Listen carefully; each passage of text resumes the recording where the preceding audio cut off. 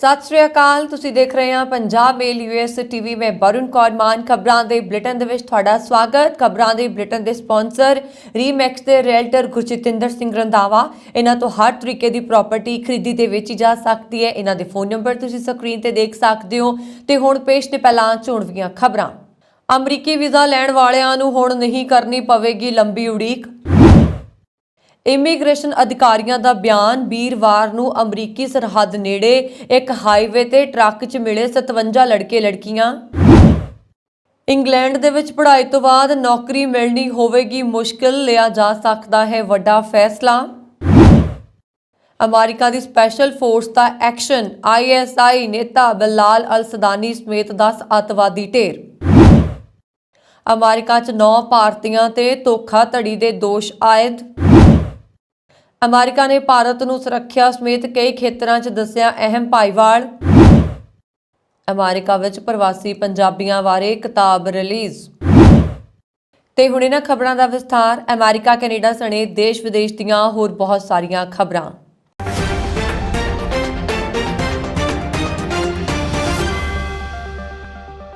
ਭਾਰਤ ਵਿੱਚ ਅਮਰੀਕੀ ਸਫਾਰਤਖਾਨੇ ਅਤੇ ਇਸ ਦੇ ਕੌਂਸਲੈਂਟਾਂ ਨੇ ਦੇਸ਼ ਭਰ ਦੇ ਵਿੱਚ ਵੀਜ਼ਾ ਦੇ ਲਈ ਉਡੀਕ ਕਰਨ ਦਾ ਸਮਾਂ ਘਟਾਉਣ ਅਤੇ ਵੀਜ਼ਾ ਪ੍ਰਕਿਰਿਆ ਨੂੰ ਤੇਜ਼ ਕਰਨ ਦੇ ਲਈ ਕਈ ਕਦਮ ਚੁੱਕੇ ਨੇ।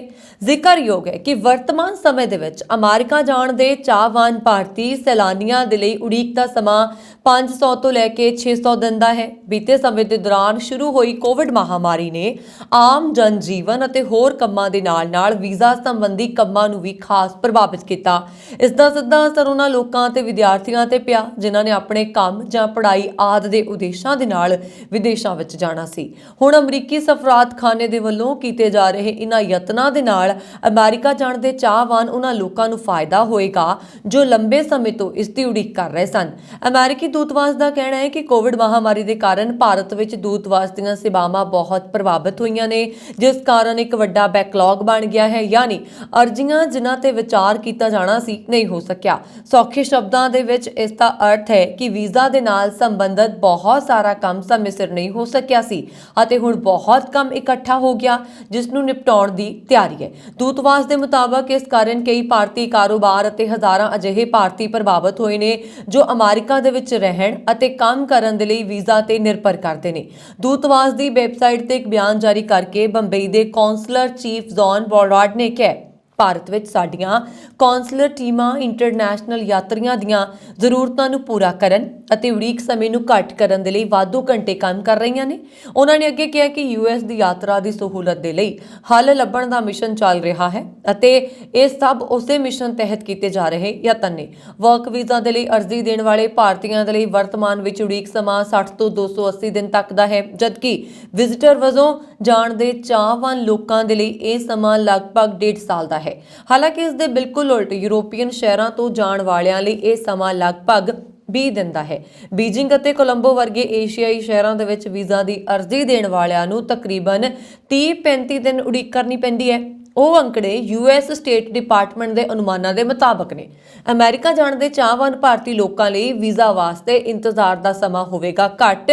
ਭਾਰਤ ਵਿੱਚ ਅਮਰੀਕੀ ਦੂਤਵਾਸ ਵੱਲੋਂ ਚੁੱਕੇ ਜਾ ਰਹੇ ਨੇ ਕਈ ਅਹਿਮ ਕਦਮ ਵੀ। ਇਹਨਾਂ ਵਿੱਚ ਦੂਤਵਾਸ ਦੇ ਵੱਲੋਂ ਕੰਮ ਦੇ ਘੰਟਿਆਂ ਨੂੰ ਵਧਾਉਣ ਸਣੇ ਸਟਾਫ ਵਿੱਚ ਵਧਾਉਣ ਦੀ ਵੀ ਤਜਵੀਜ਼ ਹੈ। ਪਹਿਲੀ ਵਾਰ ਵੀਜ਼ਾ ਅਰਜ਼ੀ ਦੇਣ ਵਾਲਿਆਂ ਦੇ ਲਈ ਸ਼ਨੀਵਾਰ ਨੂੰ ਇੰਟਰਵਿਊ ਰੱਖੀ ਜਾਏਗੀ। US ਮਿਸ਼ਨ ਨੇ ਕਿਹਾ ਕਿ ਦਿੱਲੀ ਵਿੱਚ ਉਸਦੇ ਦੂਤਘਰ ਅਤੇ ਬੰਬਈ, ਚੇਨਈ, ਕੋਲਕਾਤਾ ਤੇ ਹੈਦਰਾਬਾਦ ਵਿੱਚ ਕੌਂਸਲੇਟਸ ਹੁਣ ਸ਼ਨੀਵਾਰ ਨੂੰ ਵੀ ਖੁੱਲ੍ਹੇ ਰਹਿਣਗੇ ਤਾਂ ਜੋ ਉਹਨਾਂ ਲੋਕਾਂ ਦੀ ਸਹਾਇਤਾ ਕੀਤੀ ਜਾ ਸਕੇ ਜਿਨ੍ਹਾਂ ਨੂੰ ਵਿਅਕਤੀਗਤ ਵੀਜ਼ਾ ਇੰਟਰਵਿਊ ਦੇ ਲਈ ਆਉਣਾ ਪੈਂਦਾ ਹੈ। ਬੰਬਈ ਦੇ ਵਿੱਚ ਕੌਂਸਲੇਟ ਜਨਰਲ ਨੇ ਵਾਧੂ ਮੁਲਾਕਾਤਾਂ ਦੇ ਲਈ ਸਮਾਂ ਕੱਢਣ ਵਾਸਤੇ ਹਫ਼ਤੇ ਦੇ ਦਿਨਾਂ ਦੇ ਵਿੱਚ ਆਪਣੇ ਕੰਮ-ਕਾਜ ਦੇ ਘੰਟੇ ਵੀ ਵਧਾ ਦਿੱਤੇ ਨੇ। US ਦੂਤਘਰ ਨੇ ਪਹਿਲੀ ਵਾਰ ਅਮਰੀਕੀ ਵੀਜ਼ਾ ਦੇ ਲਈ ਅਰਜ਼ੀ ਦੇਣ ਵਾਲਿਆਂ ਦੇ ਲਈ ਉਚੇਚੇ ਤੌਰ ਤੇ ਇੰਟਰਵਿਊ ਰੱਖਣ ਦੇ ਲਈ ਸ਼ਨੀਵਾਰ ਨੂੰ ਕੰਮ ਕਰਨ ਦੀ ਗੱਲ ਕਹੀ ਹੈ। ਮਿਸ਼ਨ ਦੇ ਦੁਆਰਾ ਦਿੱਤੀ ਜਾਣਕਾਰੀ ਦੇ ਵਿੱਚ ਕਿਹਾ ਗਿਆ ਹੈ ਕਿ ਭਾਰਤ ਵਿੱਚ US ਮਿਸ਼ਨ ਨੇ ਸ਼ਨੀਵਾਰ ਨੂੰ ਰੱਖੇ ਜਾਣ ਵਾਲੇ ਵਿਸ਼ੇਸ਼ ਇੰਟਰਵਿਊਜ਼ ਦੀ ਪਹਿਲੀ ਸੀਰੀਜ਼ ਦੀ ਸ਼ੁਰੂਆਤ ਕਰ ਦਿੱਤੀ ਹੈ। ਇਸ ਦਾ ਉਦੇਸ਼ ਪਹਿਲੀ ਵਾਰ ਵੀਜ਼ਾ ਅਪਲਾਈ ਕਰਨ ਵਾਲਿਆਂ ਦੇ ਲਈ ਇੰਤਜ਼ਾਰ ਦੇ ਸਮੇਂ ਨੂੰ ਘੱਟ ਕਰਨਾ ਹੈ। ਇਸ ਦੇ ਨਾਲ ਹੀ ਪਹਿਲਾਂ ਤੋਂ US ਵੀਜ਼ਾ ਵਾਲੇ ਬਿਨੇਕਾਰਾਂ ਦੇ ਲਈ ਇੰਟਰਵਿਊ ਪ੍ਰਕਿਰਿਆ ਨੂੰ ਸੁਖਾਲਾ ਬਣਾਇਆ ਗਿਆ। ਇਸ ਦੇ ਤਹਿਤ ਉਹ ਆਨਲਾਈਨ ਹੀ ਇੰਟਰਵਿਊ 'ਚ ਸ਼ਾਮਲ ਹੋ ਸਕਦੇ ਨੇ।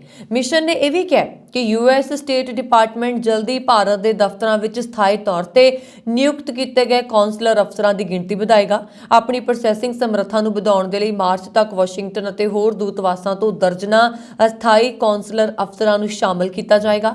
ਬਿਆਨ ਦੇ ਵਿੱਚ ਕਿਹਾ ਗਿਆ ਹੈ ਕਿ ਭਾਰਤ ਵਿੱਚ US ਮਿਸ਼ਨ ਨੇ ਵੈਧ ਯਾਤਰਾ ਦੀ ਸਹੂਲਤ ਨੂੰ ਤਰਜੀਹ ਦਿੱਤੀ ਹੈ ਅਤੇ 2022 ਦੇ ਵਿੱਚ 8 ਲੱਖ ਤੋਂ ਵੱਧ ਗੈਰ ਪ੍ਰਵਾਸੀ ਵੀਜ਼ਾ ਤੇ ਫੈਸਲਾ ਕੀਤਾ, ਜਿਸ ਵਿੱਚ ਵਿਦਿਆਰਥੀ ਅਤੇ ਰੁਜ਼ਗਾਰ ਵੀਜ਼ਾ ਦੋਵਾਂ ਦਾ ਰਿਕਾਰਡ ਸੰਖਿਆ ਸ਼ਾਮਲ ਹੈ। ਮੈਕਸੀਕੋ ਤੋਂ ਇੱਕ ਵੱਡੀ ਖਬਰ ਸਾਹਮਣੇ ਆਈ। ਇੱਥੋਂ ਦੇ ਇਮੀਗ੍ਰੇਸ਼ਨ ਅਧਿਕਾਰੀਆਂ ਨੇ ਕਿਹਾ ਕਿ ਉਹਨਾਂ ਨੂੰ ਵੀਰਵਾਰ ਨੂੰ ਅਮਰੀਕੀ ਸਰਹੱਦ ਨੇੜੇ ਇੱਕ ਹਾਈਵੇ ਤੇ ਗੁਆਟੇਮਾਲਾ ਦੇ 57 ਗੱਭਰੂ ਲੜਕੇ ਲੜਕੀਆਂ ਇੱਕ ਟਰੱਕ ਟ੍ਰੇਲਰ ਦੇ ਵਿੱਚ ਮਿਲੇ। ਨੈਸ਼ਨਲ ਇਮੀਗ੍ਰੇਸ਼ਨ ਇੰਸਟੀਚਿਊਟ ਨੇ ਦੱਸਿਆ ਕਿ 43 ਮੁੰਡੇ ਅਤੇ 14 ਲੜਕੀਆਂ ਟਰੱਕ ਟ੍ਰੇਲਰ ਦੇ ਵਿੱਚ ਸਵਾਰ ਸਨ ਅਤੇ ਉਹਨਾਂ ਦੇ ਨਾਲ 8 ਪੁਰਸ਼ ਅਤੇ ਇੱਕ ਔਰਤ ਅਤੇ ਉਸਦੀ ਧੀ ਵੀ ਸਵਾਰ ਸੀ। ਸਾਰੇ ਲੜਕੇ ਲੜਕੀਆਂ ਇਕੱਲੇ ਸੀ, ਮਤਲਬ ਕਿ ਉਹਨਾਂ ਨਾਲ ਕੋਈ ਰਿਸ਼ਤੇਦਾਰ ਜਾਂ ਮਾਪੇ ਨਹੀਂ ਸਨ। ਟੈਕਸਾਸ ਦੇ ਐਲ ਪਾਸੋ ਤੋਂ ਪਾਰ ਉਤਰੀ ਸਰਹੱਦੀ ਸ਼ਹਿਰ ਸਿਊਦਾਦ ਜ਼ੁਆਰੇਜ਼ ਵੱਲ ਜਾਣ ਵਾਲੇ ਹਾਈਵੇ ਤੇ ਵਾਹਨ ਨੂੰ ਜਾਂਚ ਦੇ ਲਈ ਰੋਕਿਆ ਗਿਆ ਸੀ। ਜਾਂਚ ਮਗਰੋਂ ਗੱਡੀ ਦੇ ਡਰਾਈਵਰ ਨੂੰ ਹਿਰਾਸਤ ਦੇ ਵਿੱਚ ਲੈ ਲਿਆ ਗਿਆ। ਨਾਬਾਲਗਾਂ ਨੂੰ ਬਾਲ ਕਲਿਆਣ ਕੇਂਦਰ ਦੇ ਵਿੱਚ ਲਿਜਾਇਆ ਗਿਆ। ਬਾਕੀਆਂ ਬਾਰੇ ਜਾਣਕਾਰੀ ਸਾਂਝੀ ਨਹੀਂ ਕੀਤੀ ਗਈ ਹੈ। ਜ਼ਿਕਰਯੋਗ ਹੈ ਕਿ ਬੱਚਿਆਂ ਦੀ ਅਕਸਰ ਮੈਕਸੀਕੋ ਰਾਹੀਂ ਤਸਕਰੀ ਕੀਤੀ ਜਾਂਦੀ ਹੈ ਤਾਂ ਜੋ ਉਹਨਾਂ ਦੇ ਮਾਪਿਆਂ ਜਾਂ ਰਿਸ਼ਤੇਦਾਰਾਂ ਨਾਲ ਦੁਬਾਰਾ ਮਿਲਾਇਆ ਜਾ ਸਕੇ ਜੋ ਪਹਿਲਾਂ ਹੀ ਸੰਯੁਕਤ ਰਾਜ ਅਮਰੀਕਾ ਚਲੇ ਗਏ ਨੇ। ਬ੍ਰਿਟੇਨ ਦੇ ਵਿੱਚ ਡਿਗਰੀ ਪ੍ਰਾਪਤ ਕਰਨ ਤੋਂ ਬਾਅਦ ਵਿਦੇਸ਼ੀ ਵਿਦਿਆਰਥੀਆਂ ਕੋਲ ਨੌਕਰੀ ਲੱਭਣ ਦੇ ਲਈ 2 ਸਾਲ ਦਾ ਸਮਾਂ ਹੁੰਦਾ ਹੈ। ਇਸ ਦੌਰਾਨ ਵਿਦਿਆਰਥੀਆਂ ਨੂੰ ਨੌਕਰੀ ਮਿਲ ਜਾਂਦੀ ਹੈ ਅਤੇ ਉਹ ਬ੍ਰਿਟੇਨ ਵਿੱਚ ਹੀ ਪੱਕੇ ਹੋ ਜਾਂਦੇ ਨੇ। ਹਾਲਾਂਕਿ ਹੁਣ ਬ੍ਰਿਟੇਨ ਸਟੱਡੀ ਵੀਜ਼ਾ ਨੂੰ ਲੈ ਕੇ ਵੱਡਾ ਫੈਸਲਾ ਲੈਣ ਜਾ ਰਿਹਾ, ਜਿਸ ਦਾ ਸਭ ਤੋਂ ਜ਼ਿਆਦਾ ਅਸਰ ਭਾਰਤੀ ਵਿਦਿਆਰਥੀਆਂ ਤੇ ਪਏਗਾ, ਕਿਉਂਕਿ ਹਰ ਸਾਲ ਵੱਡੀ ਗਿਣਤੀ ਵਿੱਚ ਭਾਰਤੀ ਪੜ੍ਹਾਈ ਕਰਨ ਦੇ ਲਈ ਬ੍ਰਿਟੇਨ ਜਾਂਦੇ ਨੇ। ਦਰਅਸਲ ਬ੍ਰਿਟੇਨ ਦੀ ਗ੍ਰਹਿ ਮੰਤਰੀ ਸੁਏਲਾ ਬ੍ਰਿਟੇਨ ਵਿੱਚ ਪੜ੍ਹਾਈ ਕਰਨ ਤੋਂ ਬਾਅਦ ਵਿਦਿਆਰਥੀ ਵੀਜ਼ਾ ਤੇ ਵਿਦੇਸ਼ੀ ਵਿਦਿਆਰਥੀਆਂ ਦੇ ਰਹਿਣ ਦੀ ਮਿਆਦ ਵਿੱਚ ਕਟੌਤੀ ਕਰਨ ਦੀ ਯੋਜਨਾ ਬਣਾ ਰਹੇ ਨੇ। ਖਬਰਾਂ ਦੇ ਅਨੁਸਾਰ ਇਸ ਕਦਮ ਦੇ ਨਾਲ ਬ੍ਰੈਬਰਮੈਨ ਦਾ ਦੇਸ਼ ਦੇ ਸਿੱਖਿਆ ਵਿਭਾਗ ਦੇ ਨਾਲ ਟਕਰਾਅ ਹੋ ਸਕਦਾ ਹੈ। ਬ੍ਰੈਬਰਮੈਨ ਦੀ ਪ੍ਰਸਤਾਵਿਤ ਸਮੀਖਿਆ ਤਹਿਤ ਨਵੇਂ ਗ੍ਰੈਜੂਏਟ ਵੀਜ਼ਾ ਰੂਟ ਵਿੱਚ ਕਟੌਤੀ ਦੀ ਉਮੀਦ ਹੈ। ਇੱਕ ਅਖਬਾਰ ਦੀ ਰਿਪੋਰਟ ਦੇ ਮੁਤਾਬਕ ਭਾਰਤੀ ਮੂਲ ਦੀ ਗ੍ਰਹਿ ਮੰਤਰੀ ਨੇ ਗ੍ਰੈਜੂਏਟ ਵੀਜ਼ਾ ਰੂਟ ਵਿੱਚ ਸੁਧਾਰ ਕਰਨ ਦੀ ਯੋਜਨਾ ਤਿਆਰ ਕੀਤੀ। ਇਸ ਯੋਜਨਾ ਤਹਿਤ ਵਿਦਿਆਰਥੀਆਂ ਨੂੰ ਹੁਨਰਮੰਦ ਨੌਕਰੀ ਪ੍ਰਾਪਤ ਕਰਕੇ ਕੰਮ ਦੇ ਲਈ ਵਰਕ ਵੀਜ਼ਾ ਪ੍ਰਾਪਤ ਕਰਨਾ ਹੋਏਗਾ ਜਾਂ 6 ਮਹੀਨਿਆਂ ਬਾਅਦ ਬ੍ਰਿਟੇਨ ਤੋਂ ਜਾਣਾ ਪਏਗਾ। ਇਸ ਰਿਪੋਰਟ ਦੇ ਵਿੱਚ ਕਿਹਾ ਗਿਆ ਹੈ ਕਿ ਬ੍ਰਿਟੇਨ ਦਾ ਸਿੱਖਿਆ ਵਿਭਾਗ ਇਹਨਾਂ ਬਦਲਾਵਾਂ ਨੂੰ ਰੋਕਣ ਦੀ ਕੋਸ਼ਿਸ਼ ਕਰ ਰਿਹਾ, ਕਿਉਂਕਿ ਉਹਨਾਂ ਨੂੰ ਇਸ ਗੱਲ ਦੀ ਚਿੰਤਾ ਸਤਾ ਰਹੀ ਹੈ ਕਿ ਇਸ ਦੇ ਨਾਲ ਇੰਟਰਨੈਸ਼ਨਲ ਸਟੂਡੈਂਟਸ ਦੇ ਵਿੱਚ ਪੜ੍ਹਾਈ ਦੇ ਲਈ ਬ੍ਰਿਟੇਨ ਦੇ ਪ੍ਰਤੀ ਖਿੱਚ ਵਿੱਚ ਕਮੀ ਆ ਸਕਦੀ ਹੈ। ਇਸ ਯੋਜਨਾ ਤਹਿਤ ਵਿਦਿਆਰਥੀਆਂ ਨੂੰ ਹੁਨਰਮੰਦ ਨੌਕਰੀ ਪ੍ਰਾਪਤ ਕਰਕੇ ਕੰਮ ਦੇ ਲਈ ਵਰਕ ਵੀਜ਼ਾ ਪ੍ਰਾਪਤ ਕਰਨਾ ਹੋਏਗਾ। 6 ਮਹੀਨਿਆਂ ਬਾਅਦ ਬ੍ਰਿਟੇਨ ਤੋਂ ਜਾਣਾ ਪਏਗਾ। ਇਸ ਰਿਪੋਰਟ ਦੇ ਵਿੱਚ ਕਿਹਾ ਗਿਆ ਹੈ ਕਿ ਬ੍ਰਿਟੇਨ ਦਾ ਸਿੱਖਿਆ ਵਿਭਾਗ ਇਹਨਾਂ ਬਦਲਾਵਾਂ ਨੂੰ ਰੋਕਣ ਦੀ ਕੋਸ਼ਿਸ਼ ਕਰ ਰਿਹਾ, ਕਿਉਂਕਿ ਉਹਨਾਂ ਨੂੰ ਇਸ ਗੱਲ ਦੀ ਚਿੰਤਾ ਸਤਾ ਰਹੀ ਹੈ ਕਿ ਇਸ ਦੇ ਨਾਲ ਅੰਤਰਰਾਸ਼ਟਰੀ ਸਟੂਡੈਂਟ ਦਾ ਜਿਹੜਾ ਝੁਕਾਅ ਹੈ ਉਹ ਇੰਗਲੈਂਡ ਵੱਲ ਘਟਣ ਲੱਗੇਗਾ। US ਸਪੈਸ਼ਲ ਫੋਰਸਾਂ ਨੇ ਉੱਤਰੀ ਸੋਮਾਲੀਆ ਦੇ ਵਿੱਚ ਇਸਲਾਮਿਕ ਸਟੇਟ ਦੇ ਅੱਤਵਾਦੀਆਂ ਦੇ ਵਿਰੁੱਧ ਇੱਕ ਮੁਹਿੰਮ ਚਲਾਈ। ਅਮਰੀਕੀ ਫੌਜ ਨੇ ਬੁੱਧਵਾਰ ਨੂੰ ਉੱਤਰੀ ਸੋਮਾਲੀਆ ਦੇ ਵਿੱਚ ਇਸਲਾਮਿਕ ਸਟੇਟ ਦੇ ਇੱਕ ਸੀਨੀਅਰ ਨੇਤਾ ਬਿਲਾਲ ਅਲ ਸੁਦਾਨੀ ਨੂੰ ਉਸਦੇ 10 ਸਾਥੀਆਂ ਸਮੇਤ ਇੱਕ ਵਿਸ਼ੇਸ਼ ਕਾਰਵਾਈ ਦੇ ਵਿੱਚ ਮਾਰ ਦਿੱਤਾ। ਅਮਰੀਕੀ ਫੌਜ ਦੀ ਕਾਰਵਾਈ ਵਿੱਚ ਕਿਸੇ ਨਾਗਰਿਕ ਦੇ ਜ਼ਖਮੀ ਜਾਂ ਮਾਰੇ ਜਾਣ ਦੀ ਕੋਈ ਖਬਰ ਨਹੀਂ ਹੈ। ਇੱਕ ਅਮਰੀਕੀ ਅਧਿਕਾਰੀ ਨੇ ਵੀਰਵਾਰ ਨੂੰ ਦੱਸਿਆ ਕਿ ਉੱਤਰੀ ਸੋਮਾਲੀਆ ਦੇ ਇੱਕ ਖੇਤਰ ਵਿੱਚ ਹੈਲੀਕਾਪਟਰ ਹਮਲੇ 'ਚ ਇਸਲਾਮਿਕ ਸਟੇਟ ਦਾ ਇੱਕ ਪ੍ਰਮੁੱਖ ਅੱਤਵਾਦੀ ਮਾਰਿਆ ਗਿਆ। ਬਿਲਾਲ ਸਮੇਤ 10 ਅੱਤਵਾਦੀ ਮਾਰੇ ਗਏ। ਅਮਰੀਕੀ ਬਲਾਂ ਨੇ ਸੋਮਾਲੀਆ ਦੇ ਵਿੱਚ ਇਸਲਾਮਿਕ ਸਟੇਟ ਦੇ ਇੱਕ ਸੀਨੀਅਰ ਆਗੂ ਅਲ ਸੁਦਾਨੀ ਨੂੰ ਮਾਰਨ ਦਾ ਦਾਅਵਾ ਕੀਤਾ। ਬਾਈਡਨ ਪ੍ਰਸ਼ਾਸਨ ਨੇ ਵੀਰਵਾਰ ਨੂੰ ਘੋਸ਼ਣਾ ਕੀਤੀ ਕਿ US ਦੇ ਵਿਸ਼ੇਸ਼ ਆਪਰੇਸ਼ਨ ਬਲਾਂ ਨੇ ਉੱਤਰੀ ਸੋਮਾਲੀਆ ਦੇ ਵਿੱਚ ਇਸਲਾਮਿਕ ਸਟੇਟ ਸਮੂਹ ਦੇ ਇੱਕ ਸੀਨੀਅਰ ਅਧਿਕਾਰੀ ਅਤੇ 10 ਹੋਰ ਅੱਤਵਾਦੀਆਂ ਨੂੰ ਮਾਰ ਦਿੱਤਾ। ਬੁੱਧਵਾਰ 25 ਜਨਵਰੀ ਨੂੰ ਕੀਤੇ ਗਏ ਇੱਕ ਆਪਰੇਸ਼ਨ ਦੇ ਵਿੱਚ ਗਲੋਬਲ ਅੱਤਵਾਦੀ ਸੰਗਠਨ ਦੇ ਮੁੱਖ ਨੇਤਾ ਬਿਲਾਲ ਅਲ ਸੁਦਾਨੀ ਨੂੰ ਪਹਾੜੀ ਗੁਫਾ ਕੰਪਲੈਕਸ ਵਿੱਚ ਨਿਸ਼ਾਨਾ ਬਣਾਇਆ ਗਿਆ ਸੀ। ਰਾਸ਼ਟਰਪਤੀ ਜੋ ਬਾਈਡਨ ਨੂੰ ਪਿਛਲੇ ਹਫ਼ਤੇ ਪ੍ਰਸਤਾਵਿਤ ਮਿਸ਼ਨ ਬਾਰੇ ਸੂਚਿਤ ਕੀਤਾ ਗਿਆ ਸੀ। ਇਹ ਆਪਰੇਸ਼ਨ ਮਹੀਨਿਆਂ ਦੀ ਯੋਜਨਾ ਤੋਂ ਬਾਅਦ ਕੀਤਾ ਗਿਆ ਸੀ। ਰੱਖਿਆ ਸਕੱਤਰ ਲਾਇਡ ਆਸਟਿਨ ਨੇ ਵਿਸ਼ੇਸ਼ ਆਪਰੇਸ਼ਨ ਦੇ ਵਿੱਚ ਅੱਤਵਾਦੀਆਂ ਦੇ ਮਾਰੇ ਜਾਣ ਦੀ ਪੁਸ਼ਟੀ ਕੀਤੀ ਹੈ। ਉਹਨਾਂ ਨੇ ਕਿਹਾ ਕਿ ਰਾਸ਼ਟਰਪਤੀ ਦੇ ਹੁਕਮਾਂ ਤੇ 25 ਜਨਵਰੀ ਨੂੰ ਅਮਰੀਕੀ ਫੌਜ ਨੇ ਉੱਤਰੀ ਸੋਮਾਲੀਆ 'ਚ ਇੱਕ ਆਪਰੇਸ਼ਨ ਚਲਾਇਆ ਸੀ, ਜਿਸ ਵਿੱਚ ਕਈ ISIS ਅੱਤਵਾਦੀ ਮਾਰੇ ਗਏ ਸੀ। ਅਮਰੀਕੀ ਰੱਖਿਆ ਮੰਤਰੀ ਲਾਇਡ ਆਸਟਿਨ ਨੇ ਕਿਹਾ ਕਿ ਅਲ ਸੁਦਾਨੀ ਪਿਛਲੇ ਕਈ ਸਾਲਾਂ ਤੋਂ ਅਮਰੀਕੀ ਖੂਫੀਆ ਅਧਿਕਾਰੀਆਂ ਦੀ ਰਡਾਰ ਤੇ ਸੀ। ਬਿਲਾਲ ਅਲ ਸੁਦਾਨੀ ਨੇ ਅਫਗਾਨਿਸਤਾਨ ਵਿੱਚ ਕੰਮ ਕਰ ਰਹੇ ਇੱਕ ਵਿਅਕਤੀ ਸੰਗਠਨ ISIS ਦੇ ਨਾਲ-ਨਾਲ ਅਫਰੀਕਾ ਵਿੱਚ IS ਕਾਰਵਾਈਆਂ ਨੂੰ ਵਿੱਤੀ ਸਹਾਇਤਾ ਪ੍ਰਦਾਨ ਕਰਨ 'ਚ ਮਹੱਤਵਪੂਰਨ ਭੂਮਿਕਾ ਨਿਭਾਈ। ਅਮਰੀਕੀ ਖਜ਼ਾਨਾ ਵਿਭਾਗ ਨੇ ਪਿਛਲੇ ਸਾਲ ਦੋਸ਼ ਲਗਾਇਆ ਸੀਗਾ ਕਿ ਅਲ ਸੁਦਾਨੀ ਨੇ IS ਦੇ ਇੱਕ ਹੋਰ ਆਪਰੇਟਿਵ ਅਬਦੁੱਲਾ ਹੁਸੈਨ ਅਬਦੀਗਾ ਨਾਲ ਮਿਲ ਕੇ ਕੰਮ ਕੀਤਾ। ਇਸਨੇ ਦੱਖਣੀ ਅਫਰੀਕਾ ਵਿੱਚ ਨੌਜਵਾਨਾਂ ਦੀ ਭਰਤੀ ਕੀਤੀ ਅਤੇ ਉਹਨਾਂ ਨੂੰ ਹਥਿਆਰ ਸਿਖਲਾਈ ਕੈਂਪਾਂ ਵਿੱਚ ਭੇਜਿਆ। ਅਮਰੀਕਾ ਦੇ ਪੈਨਸਿਲਵੇਨੀਆ ਸੂਬੇ ਦੇ ਵਿੱਚ ਦੰਦਾਂ ਦੇ ਇਲਾਜ ਅਤੇ ਇਸ ਦੇ ਨਾਲ ਸੰਬੰਧਿਤ ਕਾਰੋਬਾਰਾਂ ਦੇ ਇੱਕ ਬਹੁਰਾਜੀ ਨੈਟਵਰਕ ਰਾਹੀਂ ਇੱਕ ਸਾਜ਼ਿਸ਼ ਵਿੱਚ ਸ਼ਾਮਲ ਹੋਣ ਦੇ ਦੋਸ਼ ਵਿੱਚ 9 ਭਾਰਤੀ ਅਮਰੀਕੀਆਂ ਅਤੇ ਭਾਰਤੀ ਨਾਗਰਿਕਾਂ ਸਮੇਤ 12 ਲੋਕਾਂ ਨੂੰ ਦੋਸ਼ੀ ਠਹਿਰਾਇਆ ਗਿਆ ਹੈ। ਅਦਾਲਤੀ ਦਸਤਾਵੇਜ਼ ਦੇ ਅਨੁਸਾਰ ਇਹਨਾਂ 12 ਵਿਅਕਤੀਆਂ ਨੇ ਦੰਦਾਂ ਦੇ ਇਲਾਜ ਅਤੇ ਇਸ ਦੇ ਨਾਲ ਸੰਬੰਧਿਤ ਕੰਪਨੀਆਂ ਵਿੱਚ ਹਿੱਸਾ ਲਿਆ ਅਤੇ ਉਹਨਾਂ ਨੂੰ ਚਲਾਇਆ ਜੋ ਵੀਜ਼ਾ ਧੋਖਾਧੜੀ, ਸਿਹਤ ਸੰਭਾਲ ਧੋਖਾਧੜੀ, ਟੈਕਸ ਚੋਰੀ ਅਤੇ ਮਨੀ ਲਾਂਡਰਿੰਗ ਦੇ ਵਿੱਚ ਸ਼ਾਮਲ ਨੇ। ਅਮਰੀਕੀ ਵਿਭਾਗ ਦੇ ਵੱਲੋਂ ਜਾਰੀ ਪ੍ਰੈਸ ਅਨੁਸਾਰ ਉਹਨਾਂ ਵਿੱਚੋਂ 6 ਜਾਣਿਆਂ ਤੇ ਸਵਾਨੀ ਗਰੁੱਪ 'ਚ ਉਹਨਾਂ ਦੀ ਭੂਮਿਕਾ ਦੇ ਆਧਾਰ ਤੇ ਠੱਗੀ ਤੋਂ ਪ੍ਰਭਾਵਿਤ ਭ੍ਰਿਸ਼ਟ ਸੰਗਠਨ ਦੀ ਸਾਜ਼ਿਸ਼ ਦਾ ਹਿੱਸਾ ਹੋਣ ਦਾ ਦੋਸ਼ ਲਗਾਇਆ ਗਿਆ ਅਤੇ 3 ਹੋਰਾਂ ਤੇ ਨਿਆਂ ਦੇ ਰੁਕਾਵਟ ਪਾਉਣ ਦਾ ਦੋਸ਼ ਲਗਾਇਆ ਗਿਆ ਹੈ। ਪੈਨਸਿਲਵੇਨੀਆ ਵਾਸੀ 57 ਸਾਲਾ ਭਾਸਕਰ ਸਵਾਨੀ ਅਤੇ 51 ਸਾਲਾ ਨਰੰਜਨ ਸਵਾਨੀ ਗਰੁੱਪ ਦਾ ਸੰਚਾਲਨ ਕਰਦੇ ਨੇ। ਉਹ ਦੋਵੇਂ ਲਾਇਸੈਂਸਸ਼ੁਦਾ ਦੰਦਾਂ ਦੇ ਡਾਕਟਰ ਨੇ। ਪ੍ਰੈਸ ਰਿਲੀਜ਼ ਵਿੱਚ ਕਿਹਾ ਗਿਆ ਹੈ ਕਿ 55 ਸਾਲਾ ਅਰੁਣ ਸਵਾਨੀ ਗਰੁੱਪ ਦੀ ਕੰਪਨੀਆਂ ਦਾ ਮਾਲਕ ਹੈ ਅਤੇ ਉਸਦੇ ਪ੍ਰਬੰਧਨ ਅਤੇ ਵਿੱਤੀ ਮਾਮਲਿਆਂ ਦੇ ਲਈ ਜ਼ਿੰਮੇਵਾਰ ਸੀ। 3 ਭਰਾਵਾਂ ਭਾਸਕਰ, ਨਿਰੰਜਨ ਅਤੇ ਅਰੁਣ ਨੇ ਅਮਰੀਕੀ ਵਰਕ ਵੀਜ਼ਾ ਦੇ ਲਈ ਵਿਦੇਸ਼ੀ ਕਾਮਿਆਂ ਨੂੰ ਭਰਤੀ ਕਰਨ ਦੀ ਸਾਜ਼ਿਸ਼ ਰਚੀ ਅਤੇ ਕਥਿਤ ਤੌਰ ਤੇ ਕਾਮਿਆਂ ਦੀਆਂ ਨੌਕਰੀਆਂ ਅਤੇ ਜ਼ਿੰਮੇਵਾਰੀਆਂ ਬਾਰੇ ਸੱਚੀ ਜਾਣਕਾਰੀ ਲੁਕੋਈ।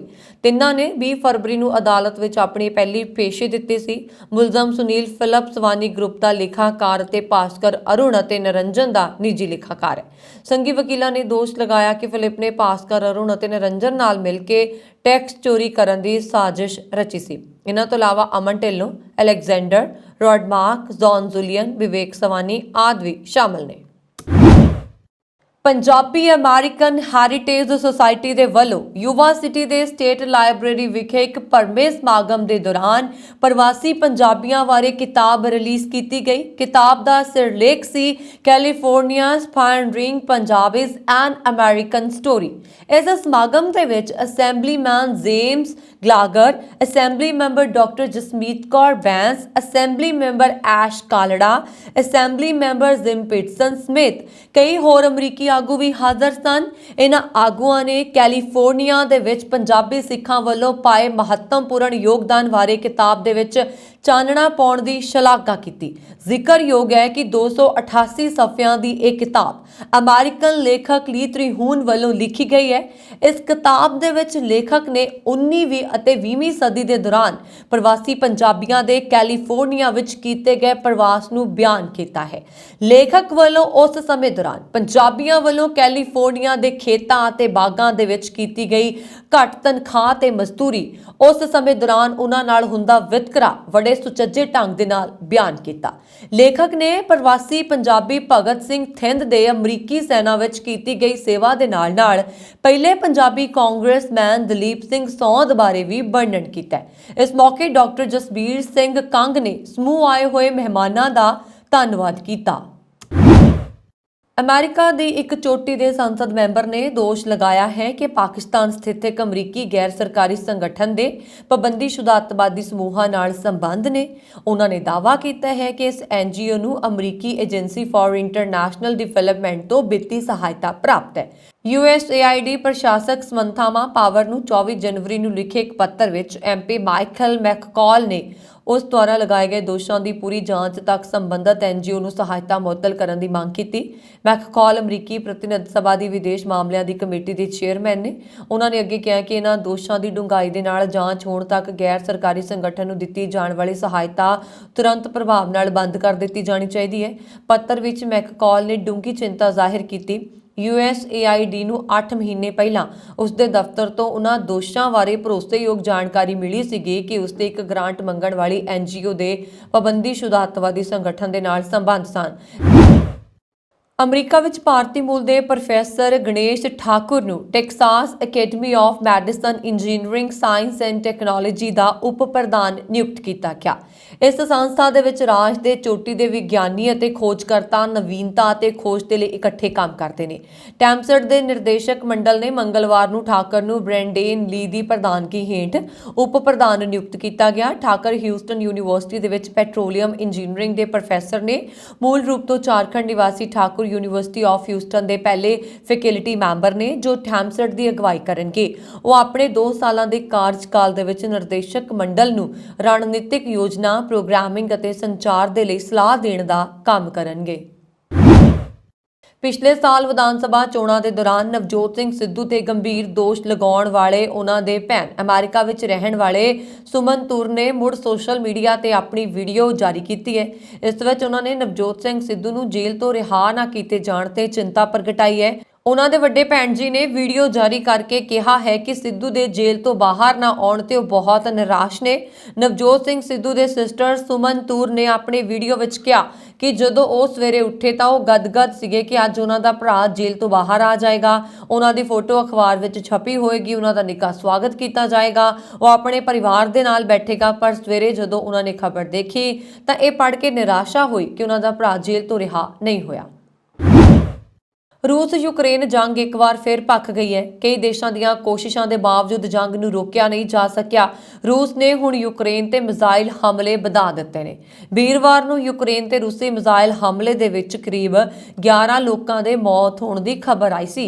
ANI ਦੀ ਰਿਪੋਰਟ ਦੇ ਮੁਤਾਬਕ CNN ਨੇ ਦੱਸਿਆ ਕਿ ਇਸ ਹਮਲੇ ਦੇ ਵਿੱਚ 11 ਲੋਕ ਜ਼ਖਮੀ ਹੋਏ, ਜਿਨ੍ਹਾਂ ਵਿੱਚੋਂ ਕਈਆਂ ਦੀ ਹਾਲਤ ਨਾਜ਼ੁਕ ਬਣੀ ਹੋਈ ਹੈ। ਫੌਜ ਦੇ ਬੁਲਾਰੇ ਅਲੈਗਜ਼ੈਂਡਰ ਨੇ ਇੱਕ ਬਿਆਨ 'ਚ ਕਿਹਾ ਕਿ ਕੀਵ ਦੇ ਰਿਹਾਇਸ਼ੀ ਖੇਤਰ ਨੂੰ ਸਭ ਤੋਂ ਜ਼ਿਆਦਾ ਨੁਕਸਾਨ ਹੋਇਆ।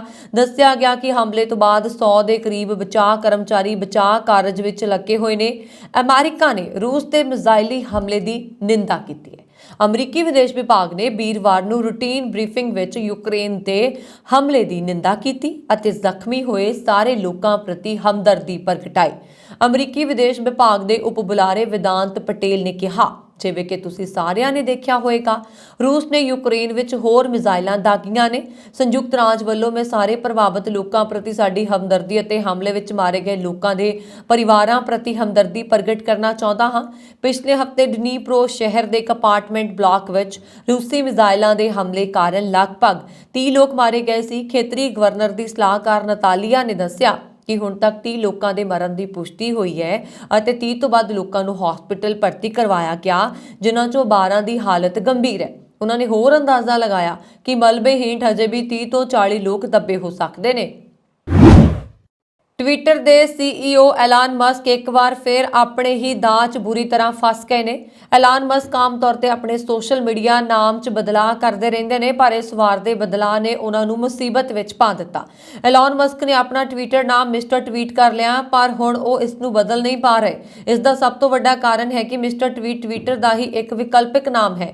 ਖੁਦ ਐਲਾਨ ਮਸਕ ਨੇ ਇਸ ਬਾਰੇ ਟਵੀਟ ਕਰਕੇ ਜਾਣਕਾਰੀ ਦਿੱਤੀ।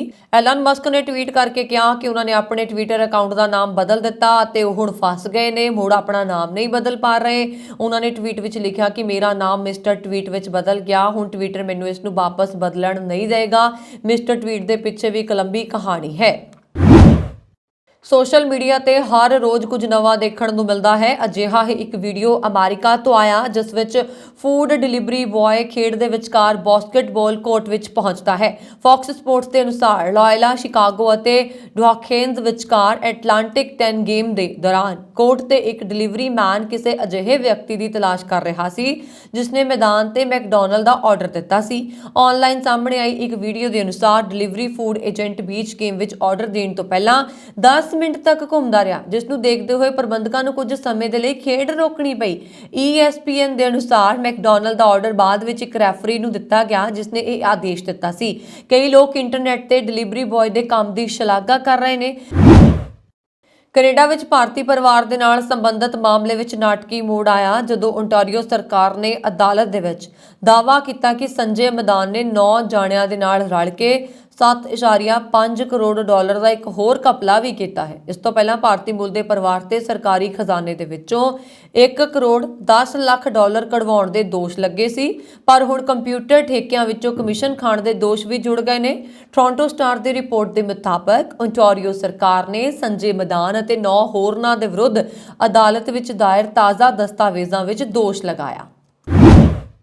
ਦੱਖਣੀ ਓਨਟਾਰੀਓ ਤੋਂ ਸ਼ੁਰੂ ਹੋਇਆ ਬਰਫੀਲਾ ਤੂਫਾਨ ਬੁੱਧਵਾਰ ਰਾਤ ਹੋਰ ਤੇਜ਼ ਹੋ ਗਿਆ ਅਤੇ ਕਈ ਇਲਾਕਿਆਂ ਦੇ ਵਿੱਚ 25 ਸੈਂਟੀਮੀਟਰ ਤੱਕ ਬਰਫ਼ਬਾਰੀ ਹੋਈ। ਪੀਅਰਸਨ ਕੌਮਾਂਤਰੀ ਹਵਾਈ ਅੱਡੇ ਤੋਂ ਸੈਂਕੜੇ ਉਡਾਣਾਂ ਰੱਦ ਕਰਨੀਆਂ ਪਈਆਂ, ਜਦਕਿ ਕਿਊਬੈਕ ਦੇ ਵਿੱਚ ਵੀ ਬਰਫ਼ਬਾਰੀ ਕਾਰਨ ਆਵਾਜਾਈ ਠੱਪ ਹੋ ਗਈ। ਰੂਸ ਅਤੇ ਯੂਕਰੇਨ ਵਿਚਾਲੇ ਚੱਲ ਰਹੀ ਜੰਗ ਦੇ ਵਿੱਚ ਪੱਛਮੀ ਦੇਸ਼ ਯੂਕਰੇਨ ਦਾ ਸਮਰਥਨ ਕਰਦੇ ਨੇ ਔਰ ਇਹ ਦੇਸ਼ ਯੂਕਰੇਨ ਨੂੰ ਹਥਿਆਰਾਂ ਸੰਬੰਧੀ ਸਹਿਯੋਗ ਦੇ ਰਹੇ ਨੇ। ਇਸ ਕੜੀ ਦੇ ਵਿੱਚ ਕੈਨੇਡਾ ਯੂਕਰੇਨ ਨੂੰ 4 ਲਿਓਪਾਰਡ 2 ਬੈਟਲ ਟੈਂਕ ਭੇਜੇਗਾ। ਕੈਨੇਡਾ ਦੀ ਰੱਖਿਆ ਮੰਤਰੀ ਅਨੀਤਾ ਆਨੰਦ ਨੇ ਵੀਰਵਾਰ ਨੂੰ ਇਸ ਦੀ ਪੁਸ਼ਟੀ ਕੀਤੀ। ਉਹਨਾਂ ਨੇ ਕਿਹਾ ਸੀ ਯੂਕਰੇਨ ਨੂੰ 2 ਟੈਂਕ ਭੇਜਣ ਦਾ ਫੈਸਲਾ ਕੀਤਾ ਕਿਉਂਕਿ ਜਰਮਨੀ ਨੇ ਇਸ ਹਫ਼ਤੇ ਜਰਮਨ ਦੁਆਰਾ ਬਣਾਏ ਟੈਂਕਾਂ ਨੂੰ ਦੂਜੇ ਦੇਸ਼ਾਂ ਨੂੰ ਦੁਬਾਰਾ ਨਿਰਯਾਤ ਕਰਨ ਦੀ ਆਗਿਆ ਦਿੱਤੀ ਹੈ। ਉਹਨਾਂ ਨੇ ਕਿਹਾ ਆਨੰਦ ਨੇ ਓਟਾਵਾ ਦੇ ਵਿੱਚ ਇੱਕ ਪ੍ਰੈਸ ਕਾਨਫਰੰਸ ਦੇ ਦੌਰਾਨ ਇਹ 2 ਟੈਂਕ ਯੂਕਰੇਨ ਦੇ ਹਥਿਆਰਬੰਦ ਬਲਾਂ ਨੂੰ ਰੂਸੀ ਹਮਲੇ ਦੇ ਖਿਲਾਫ ਉਹਨਾਂ ਦੀ ਰੱਖਿਆ ਵਿੱਚ ਬਹੁਤ ਮਦਦ ਕਰਨਗੇ। ਇਸ ਤੋਂ ਪਹਿਲਾਂ ਵੀ ਕੈਨੇਡਾ ਰੂਸੀ ਫੌਜ ਦੇ ਨਾਲ ਲੜਨ ਦੇ ਲਈ ਯੂਕਰੇਨ ਨੂੰ ਕਈ ਤਰ੍ਹਾਂ ਦੇ ਹਥਿਆਰ ਦੇ ਚੁੱਕਿਆ ਹੈ।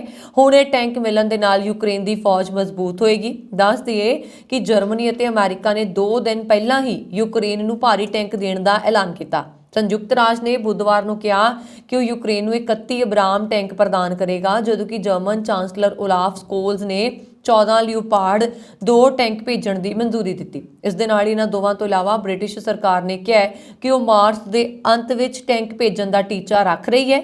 ਅਗਲੇ ਹਫ਼ਤੇ ਤੋਂ ਇਹਨਾਂ ਟੈਂਕਿਆਂ ਤੇ ਸਿਖਲਾਈ ਸ਼ੁਰੂ ਹੋ ਜਾਏਗੀ। ਪੱਛਮੀ ਦੇਸ਼ ਪਹਿਲਾਂ ਹੀ ਯੂਕਰੇਨ ਨੂੰ ਤੋਪਖਾਨੇ ਤੋਂ ਲੈ ਕੇ ਪੈਟਰੀਅਟ ਐਂਟੀ ਮਿਜ਼ਾਈਲ ਰੱਖਿਆ ਪ੍ਰਣਾਲੀ ਤੱਕ ਸਭ ਕੁਝ ਦੇ ਚੁੱਕੇ ਨੇ।